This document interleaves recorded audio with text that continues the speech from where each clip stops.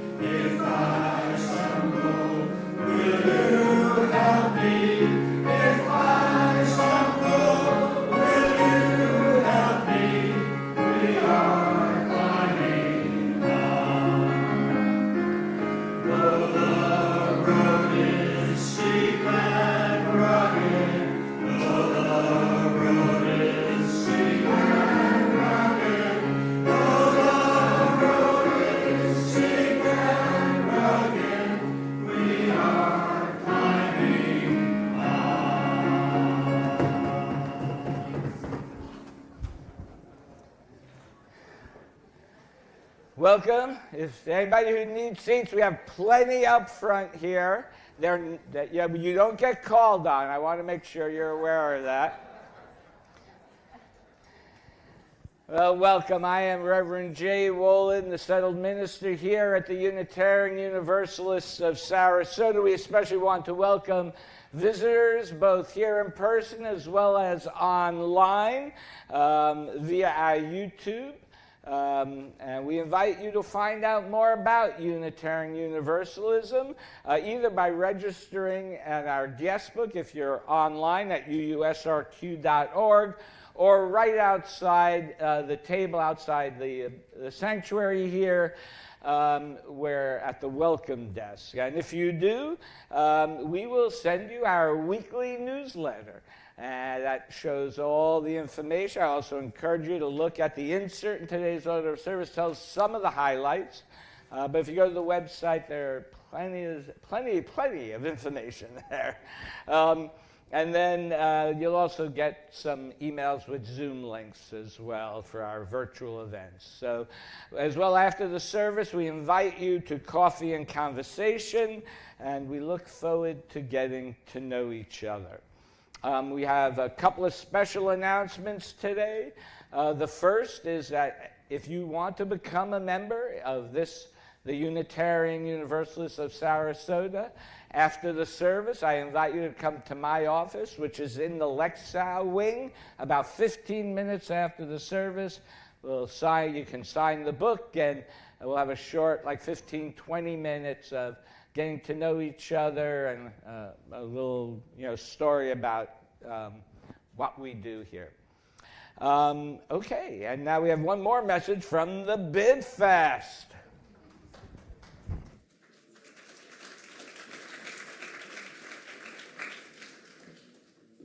You didn't sound enthused about that. I don't know. Good morning. There we go. That's more like it. All right. Hi, I'm Scott Rubin. I'm in charge of the behind-the-scenes technology for BidFest, and I have some exciting news this morning. But first, a reminder. BidFest is our annual auction for social and cultural events throughout the coming months, and it's happening in less than 2 weeks on Saturday, November 15th, starting right here at 11:30 in the morning. Okay, fasten your seatbelts. You have filled our phonometer. Yes. You helped us collect more than 130 donations, which is amazing. And I know the slide says 110. I prepared that Wednesday night. The donations kept coming in until the deadline on Friday. But wait, there's more. There are 3 exciting things that are new this year. First, we received donations from more than a dozen arts and cultural organizations in the region. Yep. Plus your donations of individual tickets. But some of those tickets are for events this month. So we're auctioning them online starting today. Okay? Right after the service, you can visit bidfest.org, click on the online auction button, and start bidding. You can see all the details on the handout we'll have at the door after the service. Second, starting next Sunday, we'll be selling seats online for more than a dozen fixed-price classes and events. This includes 2 huge events: an evening of music with Don Bryn and friends right here. We love Don. Where is he? Yeah, that'll be right here in February.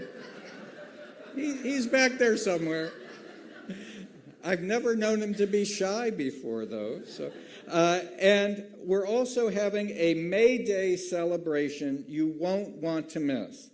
Dale Anderson and Mary Montgomery know how to throw a party, right? And on May 1st, they're pulling out all the stops. They rented Fogartyville for 125 of their closest friends. That's us. Okay? There will be music, dancing, food, drinks. You definitely want to be there. Now, third, on the day of BidFest, that's Saturday, November 15th, we're having a restaurant gift card raffle. You'll have 5 chances to win gift cards ranging from $20 to $50 for area restaurants. Raffle tickets are only $5 or 3 tickets for $10. You can only buy a raffle ticket in person at BidFest. Okay, but there's a catch. You can't do any of this. You can't enjoy our wonderful lunch. You can't buy tickets for the May Day blowout and other awesome events. You can't bid on wonderful dinners and lunches and classes and experiences. You can't even take a chance on the raffle. You can't do any of it unless you buy a ticket. Okay, think of all the fun you won't have if you don't buy a ticket. Today is the last day to buy a ticket at the early bird price of $10. It's the same price at the BidFest table in the courtyard or online at bidfest.org. At midnight tonight, literally midnight tonight, the price online goes up to $15. So buy your ticket today. Thank you, and we'll see you at BidFest.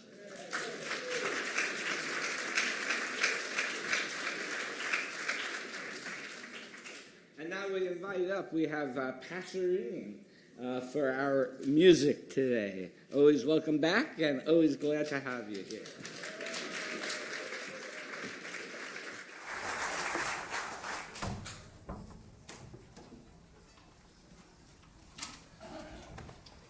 Sorry, I was distracted. I see a puppy. Puppies. Okay. Oh, good morning. All righty. Well, we're always honored to be here. Thank you so much for having us back. Look at you beautiful people.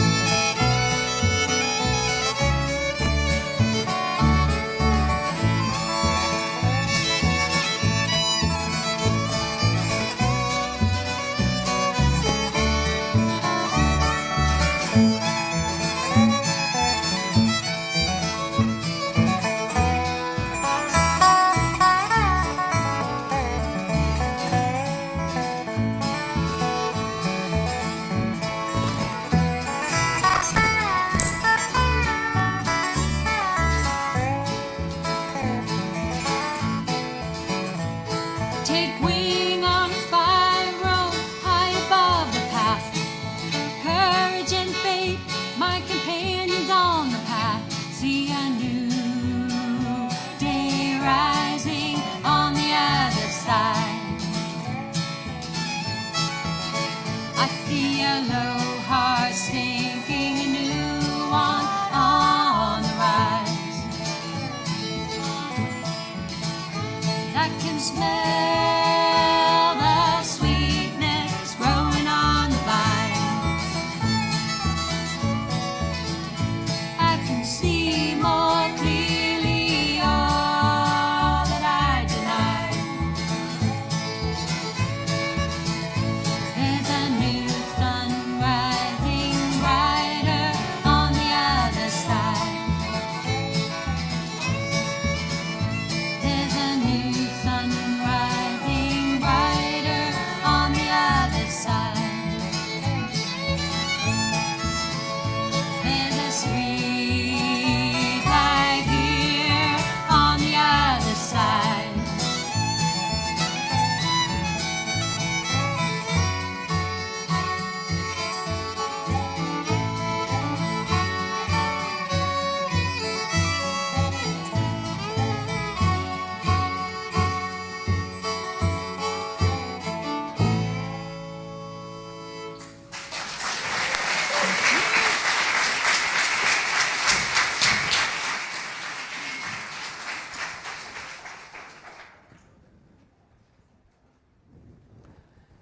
Our opening reading is an adaptation of Proverbs chapter 4. The beginning of wisdom is to acquire wisdom. With all your acquisitions, acquire discernment. Hug wisdom to you, and she will exalt you. She will bring you honor if you embrace her. Guard your mind, for it is the source of life. Let your eyes look forward, your gaze straight ahead. Survey the course that you take. As we light our chalice, please join me now in affirming our value of pluralism, which is printed in the order of service, as well as on the screen behind me. We celebrate that we are all sacred beings, diverse in culture, experience, and theology. We covenant to learn from one another in our free and responsible search for truth and meaning. We embrace our differences and commonalities with love, curiosity, and respect.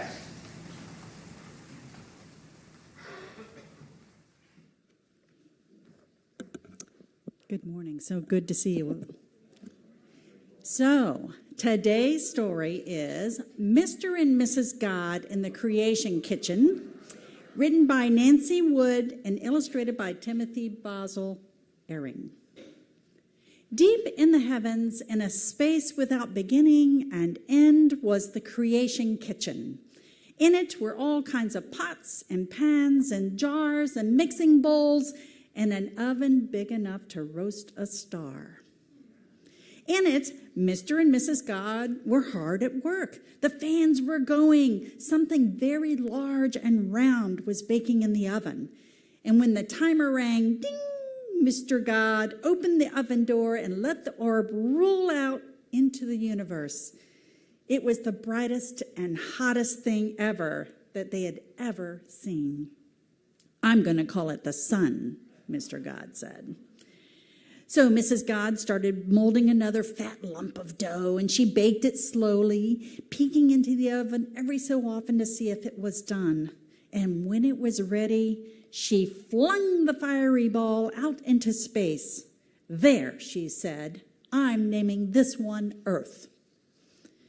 Well, Earth was boiling hot. It's too hot, said Mr. God. So Mrs. God whipped together some clouds and poured them over the glowing ball, and at last it turned blue. Mr. God stuck his finger in the crust to see how it was coming along. Not bad, he said. Maybe I'll make some creatures to go on it. So Mr. God knew the creatures had to be something that you would notice, something big, something with a terrible noise. So he rummaged in the pantry to find just the right ingredients. Growls and roars and sharp teeth, huge feet. Mr. God worked until his new creature was finished, and then he pushed it over the edge, out of the creation kitchen, and down onto earth. Oh my, he thought, it's bigger than I thought it would be. And after he made more, he called to Mrs. God, "Look down there. How do you like them?" And Mrs. God was quite upset. "They are hideous," she said. "What were you thinking?" So Mr. God looked down at his creatures and saw she was right. He wished he could take them back, but they had already made too many other monsters. So knowing he had made a mistake, Mr. God grabbed a red-hot coal from the oven and he flung it down. Kaboom! "It's time for something beautiful," Mrs. God said. And so she grabbed handfuls of fins and tails from the boxes. She got a big bowl and she filled it with all the colors that she loved, and she mixed it all together and emptied the bowl into the bluest waters on earth. "Perfect," she said. But Mr. God had been working on something of his own. "Look at that beak," he shouted.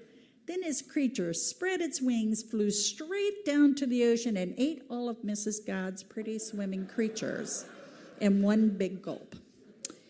"How could you?" she said to Mr. God, storming off. Mrs. God did not speak to Mr. God for 1,000 years. And Mr. God wondered what he could do to please her. So finally he took an enormous pile of clay and made the biggest creature yet. He had a hard time fitting it into the frying pan because its tail hung out. And when it was done, Mr. God dragged it out and stood in its wide open mouth. "Oh my," he thought. But Mr. God pushed the creature into the ocean, and Mrs. God, hearing the splash, went over to take a closer look. "You have created a masterpiece," she said. "A little large, but it's got character." So Mrs. God had forgiven Mr. God at last. And pretty soon all the rest of the creatures were made. It was taken a long time, but Mr. and Mrs. God were very pleased with the results. "Oh, wait a minute, we forgot something," Mr. God said. So he took a leftover piece of clay and he rolled it out. He gave it arms and legs and a head. And at the last minute, he added a neck, which was good. "What are they?" asked Mrs. God, who was working on the second one. "Who knows?" said Mr. God, as he glued on hair and toes and eyeballs and ears. So they baked the two creatures in the oven at a very low temperature, and when the creatures looked like they were ready, Mr. and Mrs. God set them down on earth. "I wonder how they will turn out," said Mr. God. "Who knows?" said Mrs. God. "We'll just have to wait and see." And thus a new beginning was formed, and the creatures on the earth, remembering only snippets of how things were started, each told their version of the creation story. Maybe the one you know is similar, or maybe it's different, but no one knows for sure the whole story. And maybe, just maybe, that's how the Creator meant it to be. So now I invite any children and youth to join me and their teachers in the classroom. And if you don't know the way, follow me. Thank you.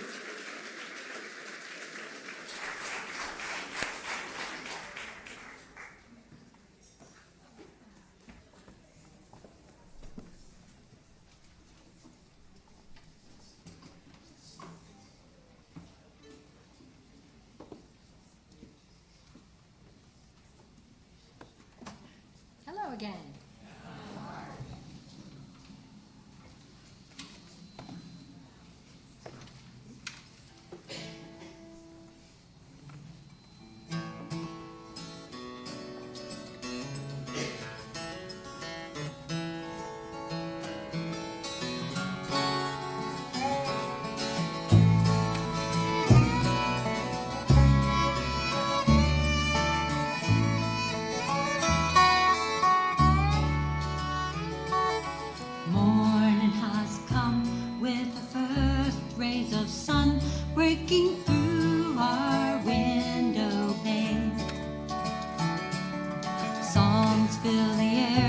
but there's no singer there, just an old wooden guitar playing.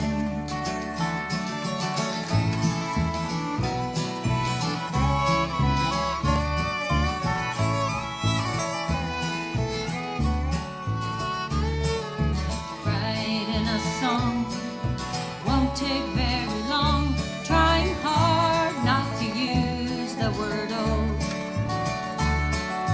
Thinking about taking chances and doubts that still linger in the cold.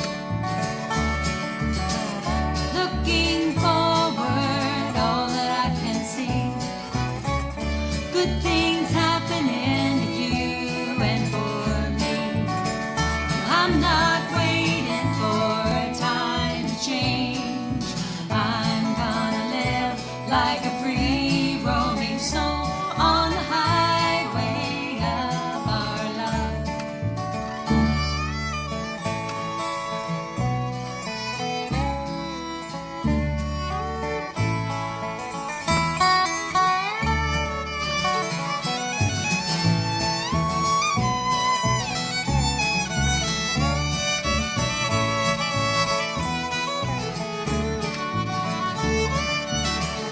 Looking forward, all that I can see, good things happening to you and for me. I'm not waiting for time to change. I'm gonna live like a free roaming soul on the highway of our love. Morning has come with the first rays of sun leaking through our window pane. Songs fill the air, but there's no singer there, just an old wooden guitar playing. Thank you. Thank you. Throw myself out there and tell you that that's the first song that David and I ever played together, and that is the song he requested when he proposed marriage to me.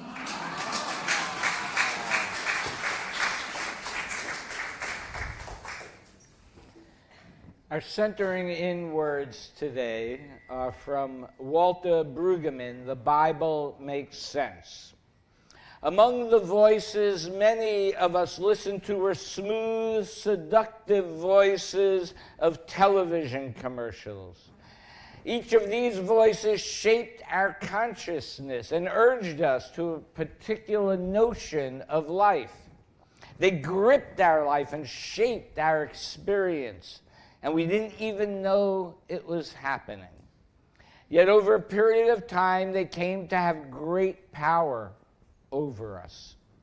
And finally, to help us define our identity and destiny. The reading of the Bible can offer to us ways of understanding our life that are quite different from our own ways, and perhaps even in contradiction. Exposure to this literature may challenge our imagination and present to us ways of thinking and perceiving and knowing that have been denied to us by other lenses of perception. As we go into a time of silence, I invite you, as we go into a time of silence, I also want to note, a passing, longtime member, Chet Pletsky, beloved husband, father, grandfather, friend, and pioneer in the field of medical librarianship, passed away on October 17th, 2025, at the age of 84.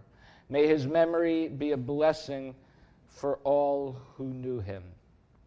May we, as we go into a time of silence and meditation, consider who and what shapes our experiences and perceptions of the world and our memories of those who have helped us along the path.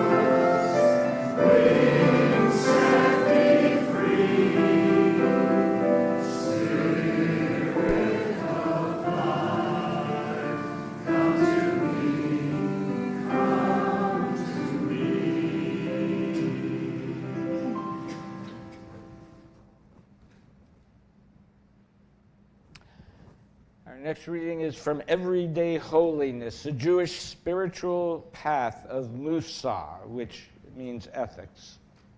The Jewish tradition distinguishes between two types of generosity. The first is that giving comes because your heart is so moved that without even the flicker of a thought, your hand rushes to dig into your pocket to give. In the Torah, this generosity is called truma, which means gift. Generosity of this sort comes neither from obligation nor rational thought or guilt, but out of an irresistible feeling that stirs deep within. It's a movement of the soul, and it generates an open-handed response. Now, the other kind of generosity is called tzedakah, is obligated giving, such as tithing or other acts that come from commitment, whether or not the heart is moved to act in that way. The overall goal of Mussar practice is to help us fulfill our potential to really live as the holy souls that we are. And it is impossible to imagine that we will shine forth in holiness if we act only from a sense of obligation. The passion and flowering of the heart must be so much more. To move towards holiness, you must yearn for it. You must be propelled by a spiritual willingness. So whether out of obligation or spiritual yearning, we now invite you to be as generous as you can as we take our offering this week. For those here online or on your cell phone, there is a link to donate in the YouTube video or a QR code in your order of service. Let this sacred time begin, and may you yearn greatly.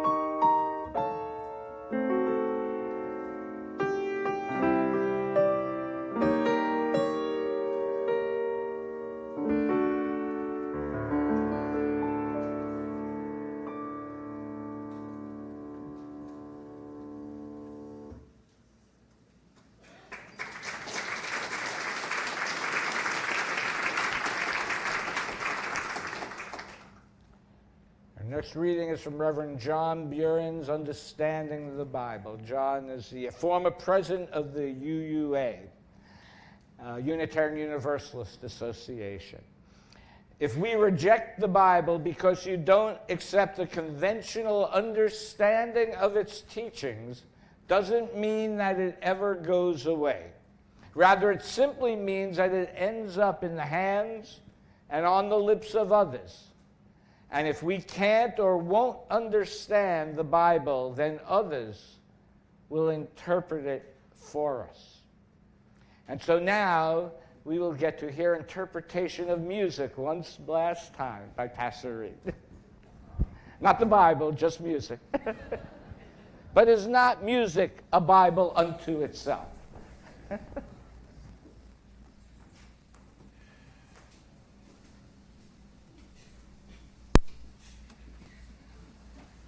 If we all just read the songs instead.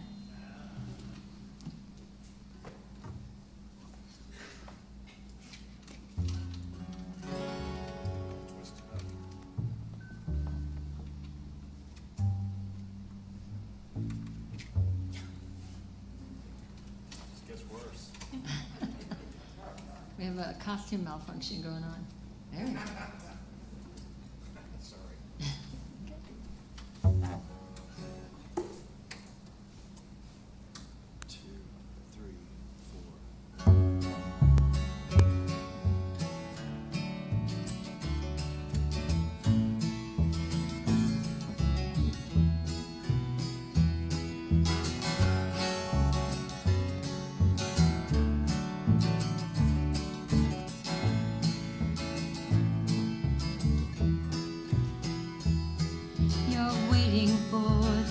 To end, wondering where your life begins. Can't make up your mind or see the way you're meant to go. The clock ticks the hours by, misplaced the will to even try. Too many years behind you, too many dead-end roads. Now it's time.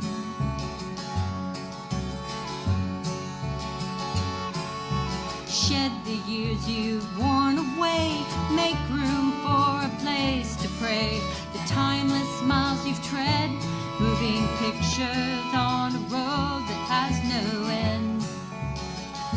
Now it's time, it's time.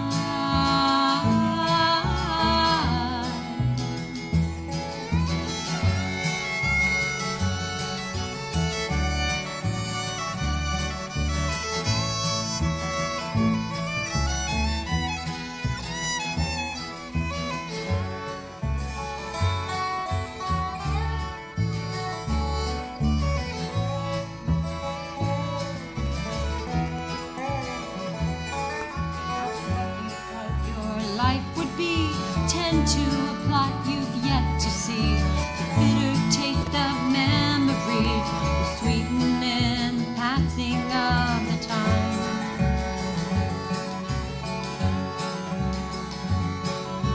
Closer to your story's end, hard hearts will crack, hard hearts will mend. Cast the broken parts in gold to see your wholeness shine in your time. When it's time,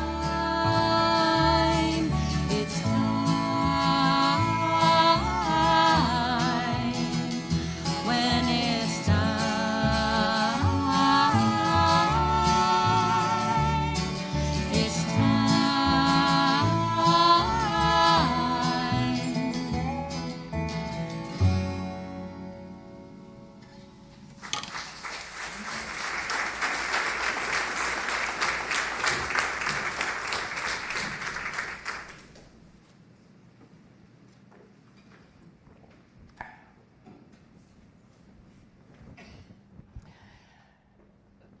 So this year I'm doing a sermon series and adult religious education class on the sacred texts of the world religions. The class will be more academic learning. It will be on Thursday, November 20th, in person at 6:30 p.m., and then Sunday, November 23rd, on Zoom.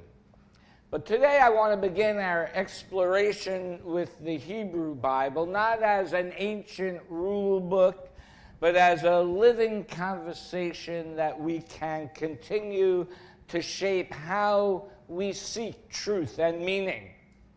Now, in the beginning on my journey to ministry, the first class I enrolled in at seminary was Scriptural Studies.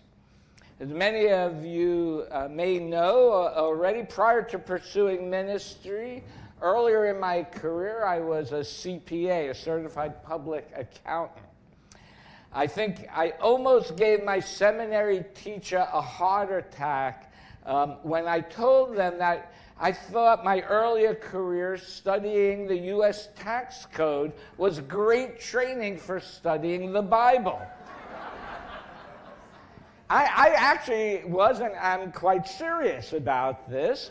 The tax code was written by multiple authors over a long period of time. Not quite as long as the Bible yet, but they're still writing the tax code. There have been significant editing in the tax code. The tax code uses unusual wording and phrasing that requires special and unique knowledge to discern its original context and meaning. Within the tax code, there are references that relate to one section or another. And in the tax code, there are hidden meanings which have the effect of obscuring the intention of the document. And most importantly, in many areas, the tax code is so vague and contradictory that it leaves its meaning completely open to interpretation. At least for a clever CPA, I'll say that. But I found all those same features to be true of the Bible. And I became fascinated with the Bible and how it maybe could be interpreted with a Unitarian Universalist perspective. Now, I was raised in the Reformed Jewish tradition. When I grew up, I studied the Jewish scriptures as part of my religious studies. My family, though, taught me that the Bible was written by wise men to set moral laws so that we would not live in a barbaric state of life. And whether those words were inspired by God or written by humans themselves wasn't and still isn't the issue for me.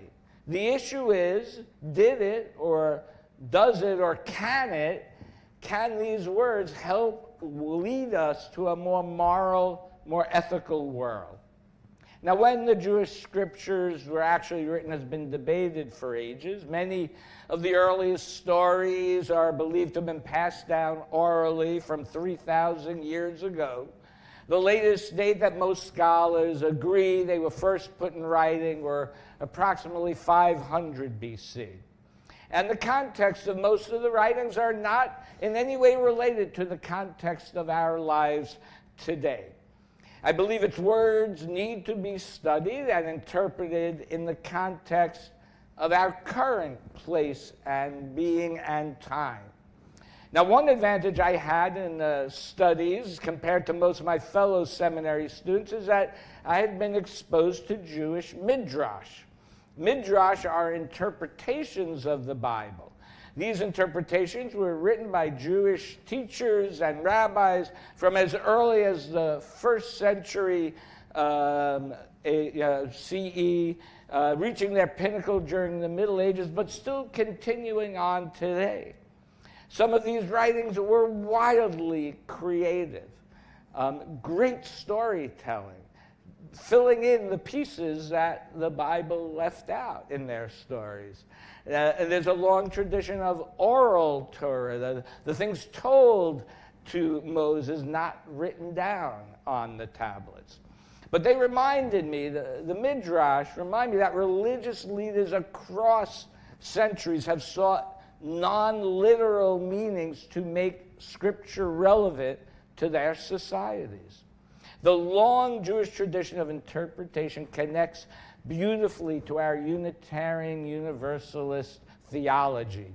James Luther Adams, a 20th century UU theologian, believes the cornerstone of liberal religion is that revelation is ongoing. So to me, that is a call to create our own midrash, our own story, our own interpretations, to make the Bible have context to our lives in this society during this time in history.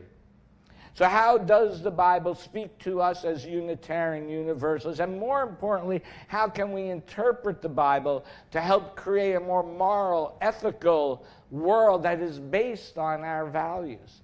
Now, some would say, why do we need the Bible to do that? Right? Often we have seen and heard the Bible used as a weapon against people, or as an excuse for some to exploit the environment, to exploit animals, and to exploit people. We have seen this happen, and I imagine many of us have personally experienced this pain. And therefore, because of that, we reject the Bible outright. But I think this poses a challenge, as I read in the Buren's statement before. The Bible just doesn't go away. It is intricately interwoven into the fabric of American society. And I say we need to stand up to people who pervert the message of the words in the Bible for the purpose of cruelty and hatred. We need to stand up to them. And in order to do that, we need to have an understanding of what these words can mean. We need to show society what the Bible can really stand for justice, for peace, for love, and as well for reconciliation. If we are silent about these things, then hatred will win the day. However, it's not enough to just say that we need to reinterpret the Bible because of the negativity of others. Our search for ongoing revelation should not just be a defensive gesture against others. For me, what I became reacquainted with was the beauty of the writing in the Bible, beautiful stories and poetry and prose, and an unending focus on righteousness and justice. Now, I'm not saying that it's the only book or it's a perfect book by any means. Certainly there's a lot of patriarchal musings throughout the writing, but I am saying it can be a book with deep meaning. At the end of the day, after reading the Scriptures, I feel both comforted and challenged. The Bible does raise a lot of tough questions, which really, it makes me amazed at some of the things that are in there. In the book of Job, it actually asks, why is there suffering if there is an all-powerful God? If you don't know the book of Job, on a bet, God harms Job to see if Job will turn away from him. Now, that's a crazy story to put in a book about God. God as a torturer. But the story is, why is there suffering? They're struggling with this question of why is there suffering, and how do we gain knowledge of good and evil, right? It asks, should I love my enemy? It asks, what do I mean by justice? And these questions connect us to a long tradition of people who have struggled with these questions for millennia. So I'm going to offer you one small example of how the Bible could maybe be looked at with a Unitarian Universalist perspective, with a free and responsible search for truth and meaning. So towards the beginning of the Bible, and by the way, does everybody know there are two creation stories in the Bible? You'll learn more about that at the class. But in Genesis, see, I'm just trying to pitch for the class a little bit. Genesis, paragraph 2, verse 6 to 17, it says, "And the Lord God commanded the man, you may freely eat of every tree of the garden, but of the tree of the knowledge of good and evil you shall not eat. For in the day that you eat of it, you shall die." End quote. Now, I won't dwell on the fact they did not die when they ate from the tree. Because if I was to interpret that verse very literally, in light of that, it would mean that God was either lying or God was not totally in control of what was going on in the garden. Or possibly the concept of good and evil is beyond God. Now let's get back to God forbidding Adam to eat from the tree of knowledge. And again, just for the record, it does not say anywhere that God told Eve she could not eat from the tree of knowledge. It said the Lord commanded the man. So I think historically Eve gets a very bad rap about this. I do. But I digress. And that is a story for another day. But growing up, my parents had also always drilled into me that as soon as I was old enough to understand that gaining knowledge, right, and how we use that knowledge were the most important and critical things in the world. Gaining knowledge, right, will not only help us survive in the world, but it'll help us live a more ethical and meaningful life. So there I was as a child. The Bible was saying directly, what God was saying was directly contradicting what my parents said. Right? That you should not gain knowledge by eating of the tree. So now when I was young, occasionally in school, and I hadn't studied for a test at school, I tried to use this as an excuse. Well, God didn't want us to have knowledge. He told us not to eat from the tree. But alas, that argument never worked. And yet, another good reason for a separation of church and state. But as I've since really delved into it, I found a deeper meaning and purpose for the story of the tree. To me, this is a story of losing one's innocence. It is the bridge into adulthood. It is about having to live in a difficult world and make difficult choices, right? And thus, we need to have knowledge of good and evil to help us make better choices in our lives. When God says, in the day you eat it, you shall die, I interpret that to mean our innocence dies. Right? Gaining such knowledge allows us to shed our innocence and go out into the world prepared. It is representative of a family story, a parent and a child. The child at some point has to become independent of the parents and has to have such knowledge to make decisions on their own. Or perhaps as adults, we are letting go of our own innocent ways so that we can make better, more informed decisions for ourselves so that our lives can be better and be more fulfilling. Having knowledge of good and evil is a good guide for that. Life is about making choices and being responsible for those decisions and the consequences of those choices. But choosing to eat of the tree of knowledge, by choosing, it gives us the ability to make better decisions for ourselves and for the world. And once we obtain that knowledge, I would say it is almost an obligation to go out into the world and to make it a better world. This is a tremendous responsibility and can be a fearful thing. Yet what this story tells me is that despite that fear, despite the risk of death, humanity wants more than to sit quietly in some Eden. Humanity bit the apple and continuously chooses to bite the apple so that we can walk out into that world as prepared as possible to make it a more ethical, a more moral world. In youth, there should be a time for innocence. There should. But at some point, the world needs us to become aware, to wake up, and to help create the world in the image of righteousness, the image of justice, the image of compassion, all with the foundation of love.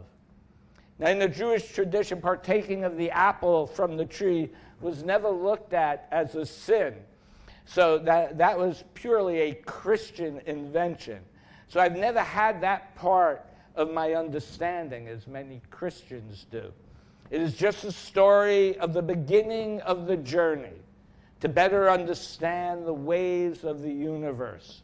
The book of Genesis is all about beginnings, Right? In a book, The Jew and the Lotus, which is a story about a group of rabbis and Jewish leaders meeting with the Dalai Lama, an excellent book, by the way, Rabbi Zalman Schachter pointed out that the first few words of the Bible in Hebrew are almost always mistranslated. The translation from Hebrew does not mean in the beginning, but in a beginning. Now think about that. Think about how just changing one word from the to a changes the entire story and interpretation of the Scriptures. Genesis is a story about creation. Creation, along with Revelation, is ongoing. It is never too late to start a new beginning, to recreate ourselves and recreate our world. This is a complicated world we live in. And often we struggle just to survive. And we are constantly faced with challenges. We constantly, though, then need to re-examine our lives and what our role in the universe is. And we must continue to gain knowledge of good and evil. We've seen a lot of evil recently, and we have seen a lot of good standing up to evil. And we must remember that part. People are standing up and doing good. So we must continue to gain knowledge about that. That knowledge may come from various sources, and we should always keep our mind open to new and different ideas. We must never forget that each and every day is a new beginning, and we need to be conscious of that every day when we wake up, even if it's an hour earlier or later. For some, the new beginnings might relate to finding a new job, or finding a new relationship, or finding a new government, or doing something that leads to spiritual enhancement. I couldn't resist, sorry. It may be something simple, though, even also, right? Maybe it will just be the thought of smiling at everyone that you meet today. I encourage you to try that. It's a great thing. Maybe we will do something special for our significant other, like write them a song. Maybe you will join or start a congregational or volunteer for a congregational program. Maybe you will pick up the Bible or come to my class and look at it with a fresh set of eyes and a new understanding of it. An understanding which is based on what I believe is its original intent, to create a moral and ethical world. In different times, in different societies, we have to start anew and examine our older beliefs and teachings as new information about ourselves and existence and the universe becomes available. Unitarian Universalism has helped me start anew as a human being, and has been supportive of new beginnings in my journey of life. Each new beginning invites us to live our values, to act with justice and generosity, to see interdependence with all of life, to honor pluralism in every story, and to allow transformation to unfold through love. So tomorrow morning and every morning when you wake up, stop for a moment and consciously think about how you want to begin and create the rest of your life. May it be so. I invite you now to rise in body and/or spirit for our closing hymn 214, Shabbat Shalom. It's an easy one. Sing it with enthusiasm.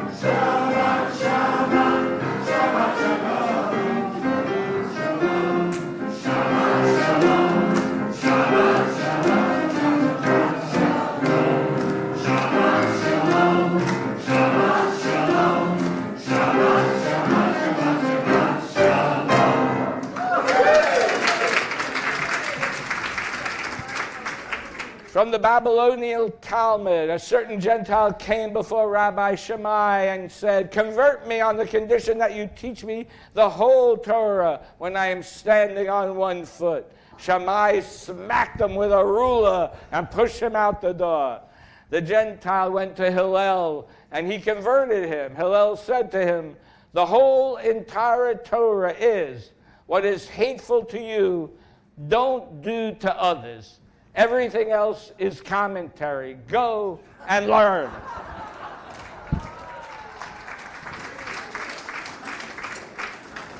Before we go out and learn more, please join me in extinguishing our chalice. We extinguish this flame, but not the light of truth, the warmth of community, or the fire of commitment. These we carry in our hearts until we are together again. Go forth, do good, learn. If you want to be a member, join me in the other room and bring justice and have joy in the world. Go forth.